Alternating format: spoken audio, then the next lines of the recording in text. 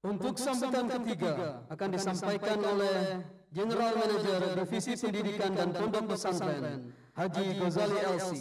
Kepadanya dipersilakan.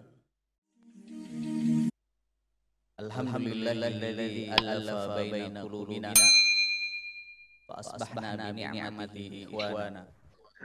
Asyhadu an la ilaha illallah wahdahu la syarikalah wa asyhadu anna Muhammadan abduhu wa rasuluhu alladzi la nabiyya ba'da. Wa qala Allah ta'ala fi kitabihil karim wa huwa asdaqul qailin a'udzu billahi minasyaitonir rajim. Alladzi khalaqal mauta wal hayata liyabluwakum ayyukum ahsanu amala wa huwal azizul ghafur. Shadaqallahul azim. Yang kami hormati Ketua Dewan Pembina Yayasan Ashifa Dr. Sulaiman Umar Kus, yang kami hormati Ketua Umum Yayasan Ashifa Kiai Haji Abdullah Muaz, yang kami hormati para pengurus Yayasan Ashifa, yang kami hormati Kepala Sekolah SMA IT Ashifa Wanarja Ustadz Suherman Hasan Basri, yang kami hormati Ketua Komite Ustadz Haji Abdul Aziz, yang kami hormati Ketua FOMG beserta jajarannya Angkatan Pertama Reformate SMA IT Ashifa Wanarja, yang kami hormati para pimpinan SMA IT Ashifa beserta semua Ustadz Ustazah SMA IT Ashifa Wanarja, dan yang terakhir yang kami banggakan seluruh murid putri angkatan pertama SMA IT Ashifa Wanarja Reformate. Alhamdulillah, Bapak Ibu, Ayah Bunda, Ustadz Ustazah semuanya, alhamdulillah di pagi hari ini kita dipertemukan oleh Allah Subhanahu wa taala. Kita dipertautkan, kita dipersatukan oleh Allah Subhanahu wa taala.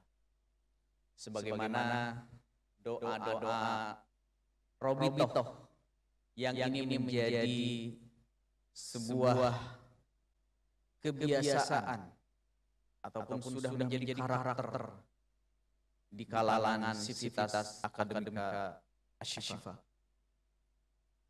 Betapa kalau kita renungkan doa Robitoh ini sangat luar biasa. Allahumma innaka ta'lam anna hadhil qulub qad istama'at ala mahabbati. Ya Allah, betapa hati ini dipertautkan karena cinta kami kepadamu ya Allah. Artinya walaupun hari ini Bapak Ibu, Ayah Bunda, Umi Abi semuanya hadir, tidak bisa hadir di ruangan yang sangat terbatas ini. Anda semua tidak bisa hadir di ruangan yang sangat terbatas ini. Tetapi yakinlah bahwa hari ini, pagi ini, jam 9 ataupun yang beda jam antara Indonesia Timur atau yang di luar negeri merasakan hal yang sama, merasakan suasana yang sama. Kehadiran hati-hati kita dalam acara yang insya Allah penuh berkah ini. Dalam acara yang insya Allah ini semua atas berkat rahmat Allah Subhanahu wa taala. Bapak Ibu, Ayah Bunda, Umi Abi, Ustadzah dan Ustazah, Ananda semuanya. Di kesempatan yang berbahagia ini, izinkan kami atau saya secara pribadi menyampaikan ungkapan terima kasih yang sebesar-besarnya. Saya yang di akhir tahun 2020 kemarin, di awal tahun 2021, mendapatkan amanah dari yayasan untuk menjadi ketua divisi pendidikan. Dan sehingga kepala sekolah ada regenerasi. Sehingga saya yang mengawali di SMA ITS Asyifawanarjaya ini, terutama angkatan pertama Reformate, kurang satu semester gitu ya. Kurang satu semester mendampingi Anda semuanya. Berkomunikasi, bermitra dengan ayah bunda semuanya. Secara langsung. Tetapi secara tidak langsung insya Allah kami yang yayasan akan terus mensupport, akan terus membantu, akan terus melayani kebutuhan ataupun hal-hal yang sangat-sangat diperlukan, baik itu di sekolah ataupun masukan-masukan dari para ibu bapak, ayah bunda, umi abi semuanya. Dan insya Allah kami juga terus mendoakan Anda semua. Dan yang kedua yang ingin saya atau kami sampaikan adalah bahwa insya Allah saya akan mengilustrasikan dua hal. Ini saya baca dalam sebuah buku yang fenomenal. Ada dua kondisi yang ternyata dari dua kondisi ini akan mempengaruhi kehidupan selanjutnya. Saya sebutkan gambaran kondisi yang pertama. Kondisi yang pertama itu ada seorang anak yang tumbuh di sebuah istana yang megah, semua serba ada. Ingin apa aja pasti banyak yang melayaninya. Tinggal pingin apapun, tinggal disebut, pasti ada datang yang melayaninya. Dia hidup dalam gelimang harta, dalam kemewahan, serba enak, serba dimanjakan, dan yang lainnya. Ini satu kondisi. Dan dia tidak tahu dunia luar seperti apa. Bahkan dia tidak pernah mengalami yang namanya kesusahan hidup dan lain sebagainya. Ini kondisi yang pertama. Kemudian ada kondisi yang kedua, ada seorang anak yang hidup dalam keprihatinan. Dia ingin apa-apa harus berusaha dulu. Dia ingin sesuatu, dia harus bekerja keras dulu. Bahkan dia harus banyak berjuang, berpayah-payah, berletih-letih. Ini adalah dua kondisi yang sangat kontras. Kita lihat. Tetapi Bapak, Ibu, Ayah, Bunda, Ustadz, Ustazah semuanya, Anda semuanya, kita lihat next time-nya. Kita lihat bagaimana dua remaja ini dengan pengasuhan yang berbeda di kemudian hari. Dan kita semua yakin bisa menebak siapa yang akan bisa melewati kehidupan yang nyata di luar sana. Kondisi yang pertama tadi saya sampaikan, serba dimanja, serba ada, segala macam. Kondisi yang kedua, dia serba prihatin dan harus penuh perjuangan, pengorbanan dan sebagainya.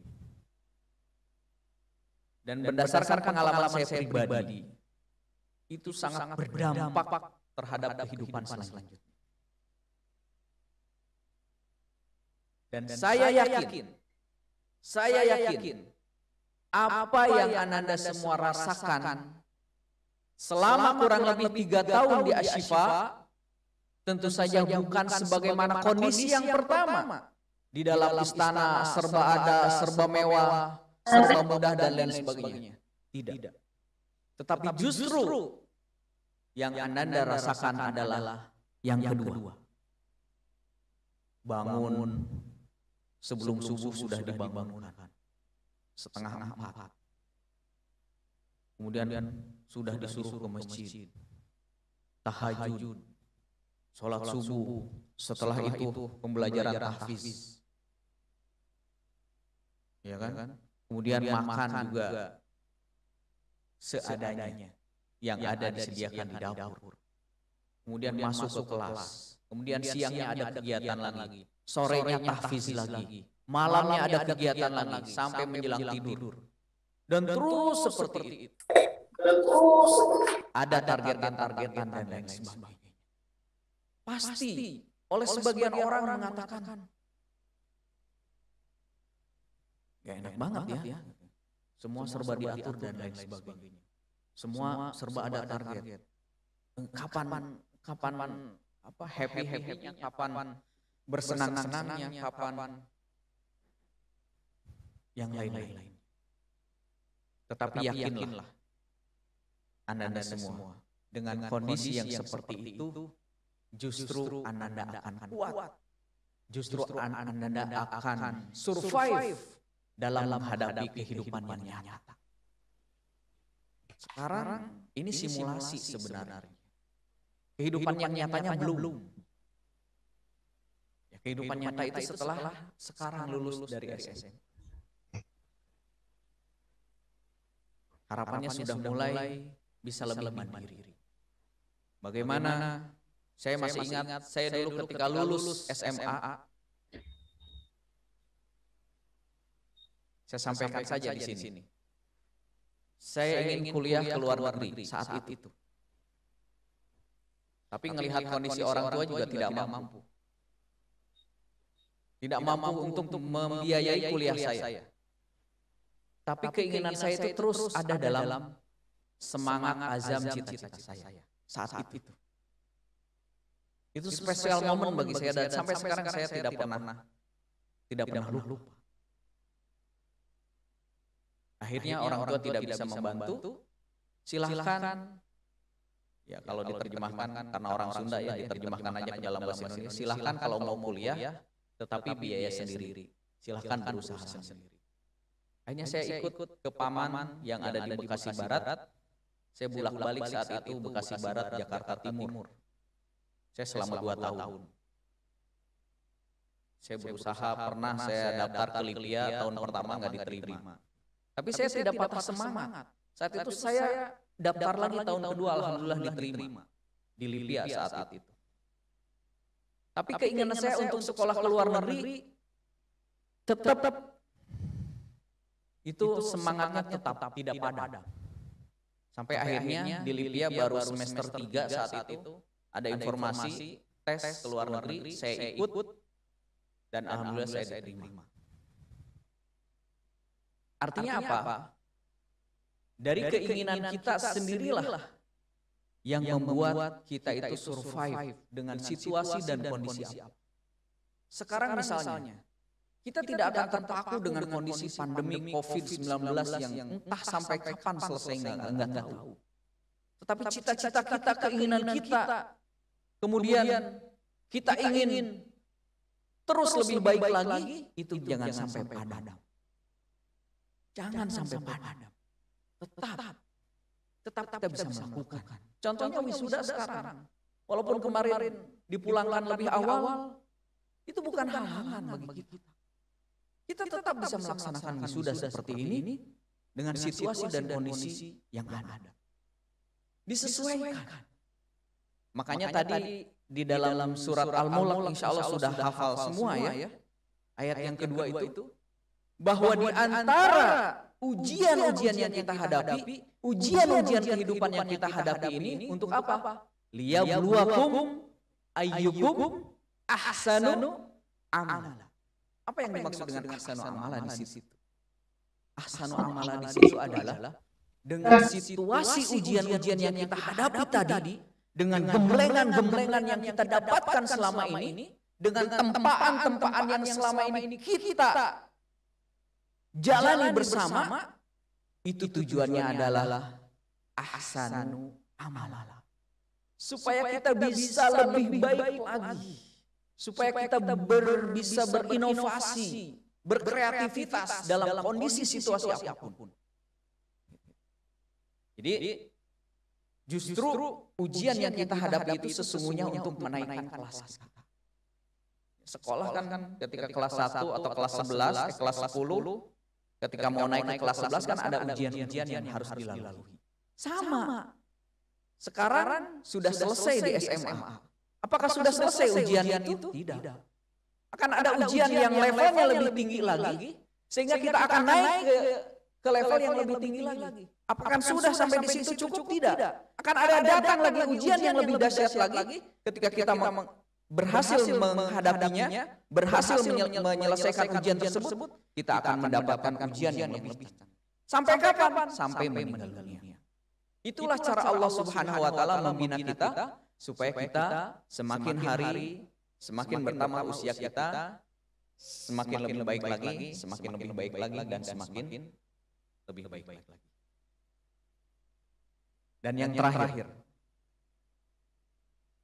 terakhir yang ingin Ustaz sampaikan adalah permohonan maaf yang sebesar-besarnya. Kami atas nama Yayasan Asy-Syifa Al-Khairiyah mohon maaf sebesar-besarnya kepada ayah bunda, Umi Abi, Bapak Ibu semuanya, bila dalam pengawalan pembinaan selama ini yang dilakukan oleh kami, oleh guru-guru kami, oleh ustadz-ustadzah kami banyak kekurangan, mohon dibukakan pintu maaf yang selebar-lebarnya. Itu mutlak kekurangan ataupun kelemahan-kelemahan yang ada pada diri kami. Tapi kita juga terus berusaha untuk berbenah dari tahun-tahun. Dan mohon doanya juga dari Umi Abi, ayah bunda, bapak ibu semuanya, dari Ananda semuanya, terus doakan kami, Ananda nanti berkontribusi dimanapun, melanjutkan jenjang pendidikan dimanapun, jangan lupakan kami. Terus support kami, sehingga Asy-Syifa bisa terus maju, Asy-Syifa bisa sesuai dengan visi misinya terdepan tingkat nasional, dan alhamdulillah juga di tahun ini nanti PMB tahun ini sudah mulai juga akan dibuka Asy-Syifa yang baru, ya, Asy-Syifa Sagala Herang, sehingga mulai 2021 nanti penerimaan murid baru Asy-Syifa itu sudah 3 kampus, Asy-Syifa Jalan Cagak, Asy-Syifa Wanarja, dan Asy-Syifa Sagala Herang. Dan kita tidak tahu takdir Allah seperti apa. Tahun-tahun berikutnya Asy-Syifa berikutnya akan hadir, dan semuanya dalam rangka untuk membina, membimbing, dan melayani umat ini, khususnya di bidang pendidikan. Demikian yang bisa kami sampaikan, kurang lebihnya mohon maaf. Wassalamualaikum warahmatullahi wabarakatuh.